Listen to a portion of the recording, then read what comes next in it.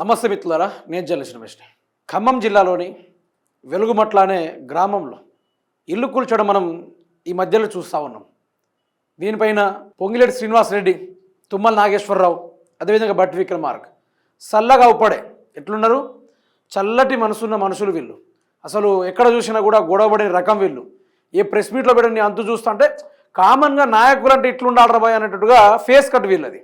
కానీ చూసుకుంటే మాత్రం 62 ఎకరాలని భూదాన్ భూమిపైన కన్నేసి దానిని కాంట్రాక్టర్ల చేతిలో ఒప్పజెప్పే కార్యక్రమం దిశగా ఈరోజు రేవంత్ రెడ్డి సర్కార్ ముందుకెళ్తూ ఉంది. గత ప్రభుత్వంలో ఉన్నప్పుడు కేసీఆర్ గారి హయాంలో ఎక్కడ ఖాళీ జాగా ఉంటే ఆడ ప్రజలు నివసించుకోవడానికి కేసీఆర్ గారు ఆదేశాలు ఇచ్చారు, ఎవరిని కూడా కూల్చొద్దని కూడా చెప్పారు ఆయన. అటువంటి ప్లేసుల్లో కూడా కేసీఆర్ మిషన్ భగీరథను తీసుకెళ్లారు. ఇదే వెలుగుమట్ల అనే గ్రామం ఏరియా, అక్కడ భూదాన్ భూమిలో నివసిస్తున్న యొక్క ప్రజల దగ్గరికి కూడా మిషన్ భగీరథను కూడా నీళ్ళు అందించే కార్యక్రమం దిశగా కేసీఆర్ అంతగానం పనిచేస్తే రేవంత్ రెడ్డి ప్రభుత్వం అభివృద్ధిని పక్కన పెట్టేయండి, అభివృద్ధి ముచ్చటే పక్కన పెట్టేయండి, ఎక్కడైనా ఇండ్లు అవుపడితే పూరి గుడిసెలు లాంటివి ఏమైనా అవుపడితే దాని మీద ఎటువంటి పట్టాలు ఉన్నా, వాళ్ళ రిజిస్ట్రేషన్ ల్యాండ్ ఉన్నా, లేకుంటే గత గవర్నమెంట్ లేకుంటే కొన్ని సంవత్సరాల క్రితం ఆ గవర్నమెంట్లో కలిసి వాళ్లకు జీవోలు పాస్ చేసి మీరు ఇక్కడ ఉండొచ్చు అని హైకోర్టులో ఆదేశాలు ఇచ్చినా మేము కూల్చడానికి వస్తున్నామని ఎటువంటి నోటీసులు ఇవ్వకుండా వాళ్ళ మీద డైరెక్ట్కి బుల్డోజర్లు పొద్దుగాల 7 గంటలకి ఒక చుట్టువైపు నుంచి ఇన్నోవా క్రిస్టా కార్లు పోలీసులు చుట్టూ బుల్డోజర్లు లోపల ఉన్న సామాన్లు కూడా తీసుకొని పరిస్థితులట. మీరు తీసుకోండి కూలుస్తామని ఇంటిమేషన్ లేదు, వాళ్ళకు ఒకటి నోటీస్ కూడా ఇవ్వలేదు, ఏమీ ఇవ్వలేదు, డైరెక్ట్ కూల్చడే మొదలుపెట్టారు. ఏదో రేవంత్ రెడ్డికి ఇట్లా ఆడిపోయే వాళ్ళని కట్టించినట్టు పొంగిలేటి శ్రీనివాసరెడ్డి, తుమ్మల నాగేశ్వరరావు, అదేవిధంగా భట్టి విక్రమార్క గారు వీళ్ళేదో సొంత పైసలతోటి ఆడికెళ్ళి మరి కట్టించినట్టు ఎందుకు బ్రతుకుతుర్రో అర్థం కావట్లేదు భూమి మీద. ఇట్లాంటి వాళ్ళు భూమికి భారం. మీలాంటి వాళ్ళు ఏం చేయాలంటే ఎండిపోయిన చెరువుల దూకాలి, లేకుంటే నీళ్ళు లేని బావిలో దూకి చావాలి. అట్లాంటి పరిస్థితి ఈరోజు ఒకరిద్దరా 600 కుటుంబాలు రోడ్డు మీద పాలైందంటే ఏం బతుకులు అని అడుగుతున్నా. ఇట్లాంటి ప్రజాస్వామ్యం ఉన్నా ఒకటే లేకున్నా ఒకటే. దేనికోసం ఎవరి కోసం నడుపుతున్నారు గవర్నమెంట్? రేవంత్ రెడ్డి అన్నదమ్ముల రెడ్ల కోసమా?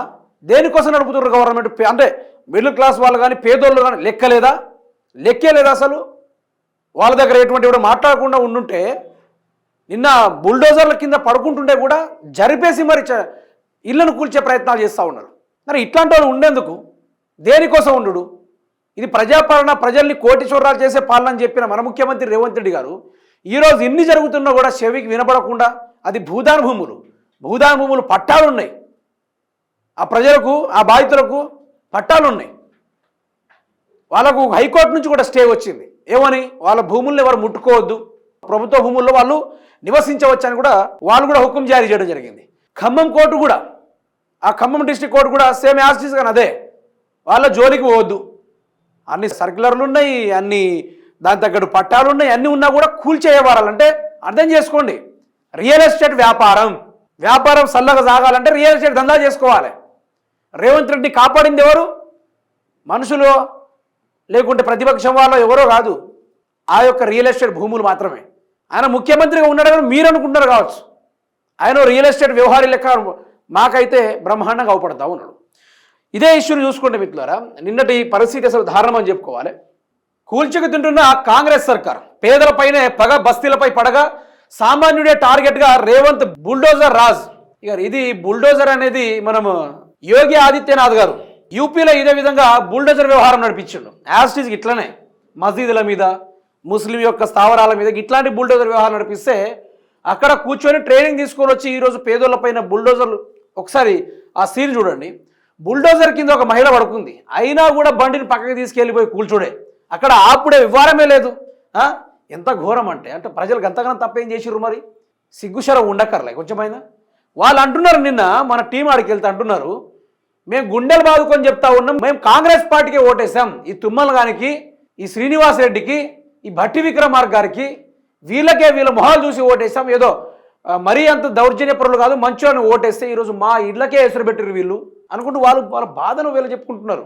ఇప్పుడు రేవంత్ రెడ్డి ఇల్లు గులిచి నీకు వేరే చోట ఇస్తా అని చెప్తే ఊకుంటాడు రేవంత్ రెడ్డి? ఊకోడు కదా. ఇంత కఠోరమైన మనుషులు ఏంది మరి వీళ్ళు? రేవంత్ రెడ్డి అనేటోడు పేదల పక్షాన ఓ రాక్షసుడు లాంటోడు. ఏనాడు కూడా ఎక్కడ కూడా మంచి చేసినాడు కూడా ఎక్కడ లేదు, డ్రామాలు చేసుడు తప్ప అభివృద్ధి నిల్లు.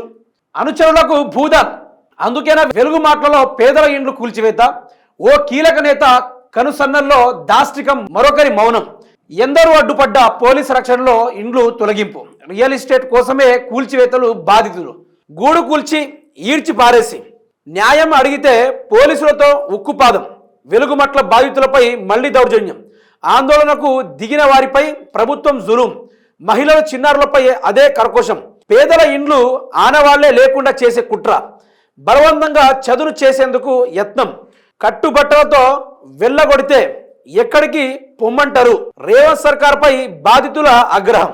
అయితే ఇది వ్యవహారం నడుస్తూ ఉంది. అయితే ఇతనే నిన్న గుండెల బాదుకొని చెప్తా ఉన్నాడు, నమ్మి ఓటేస్తే నడి బజార్లో నిలబెట్టిర్రు, నమ్మి ఓటేస్తే నడి బజార్లో నిలబెట్టిర్రు, సామాన్లు కూడా తీసుకొని వెళ్ళలేదు తెలుసా.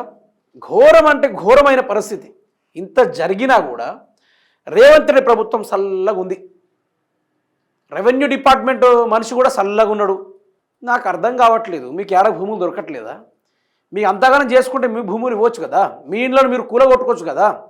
ఇన్ని చేసుకుంటూ ప్రజల్ని ఇబ్బంది పెట్టుకునే మనుషుల్ని ఏమనాలి? గాడిదలనాలనా?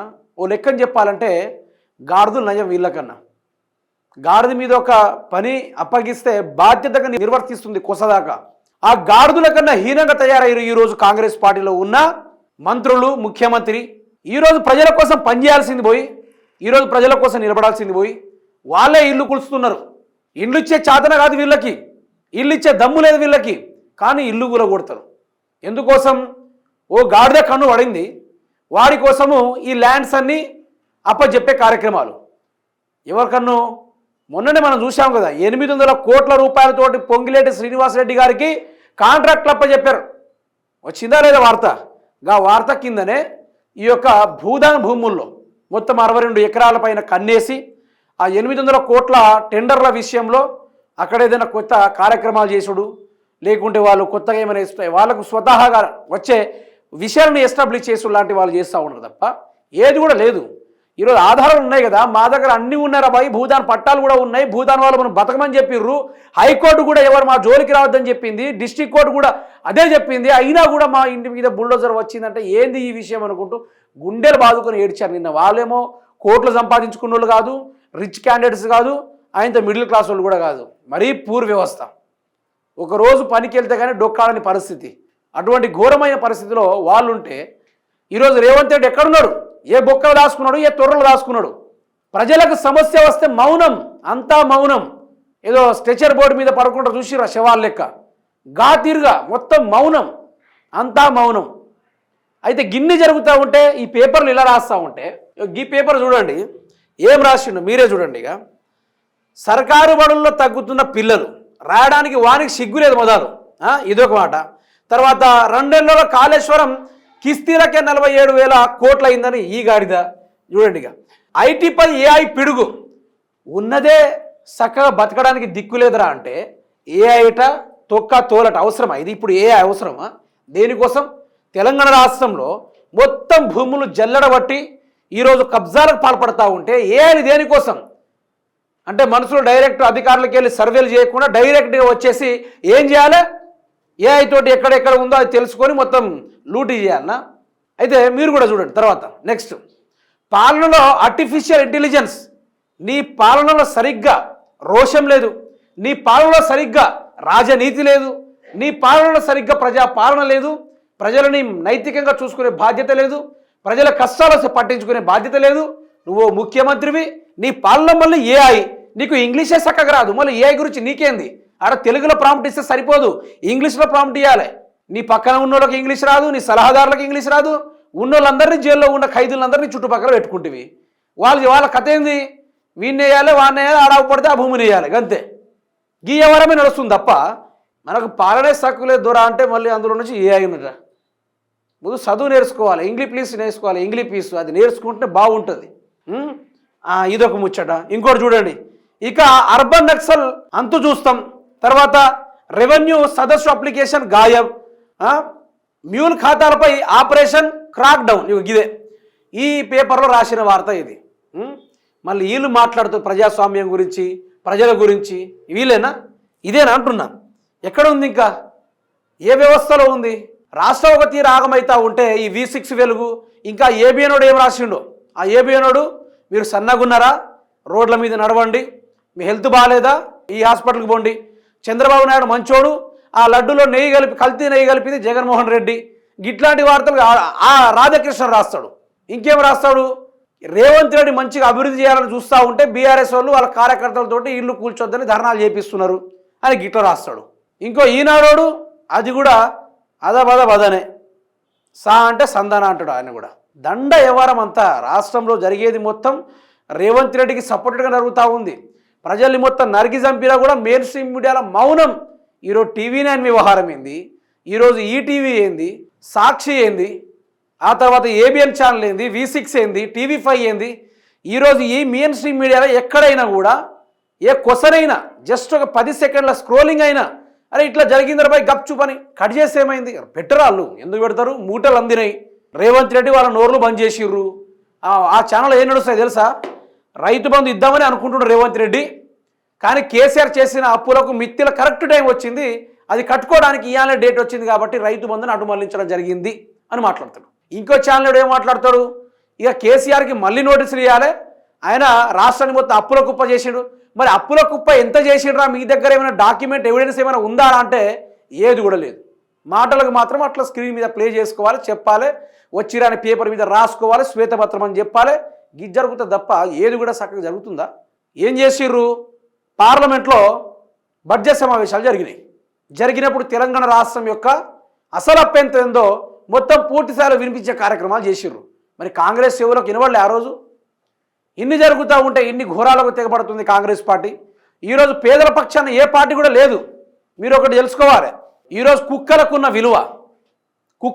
విలువ మనుషుల ఇల్లు కూలగొడతా అంటే ఒక్కడు మాట్లాడతలేడు.